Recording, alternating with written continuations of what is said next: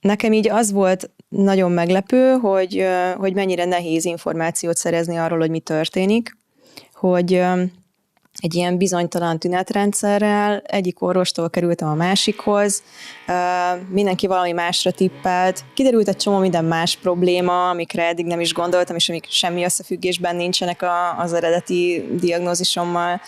és hogy ez így nagyon frusztrált, hogy nagyon sok idő eltelt, mire egyáltalán megkaptam ezt a diagnózist. Minden orvost végigjártam, ami így eszembe jutott ezzel kapcsolatban. Voltam gasztroenterológusnál, voltam proktológusnál, mert ugye ezek ilyen béltünetnek tűntek,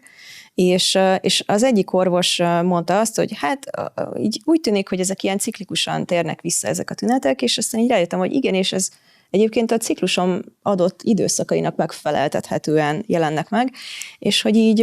hát akkor lehet, hogy ez ilyen endometriózis, vagy akkor lehet, hogy nőgyógyásznál kellene keresgélni,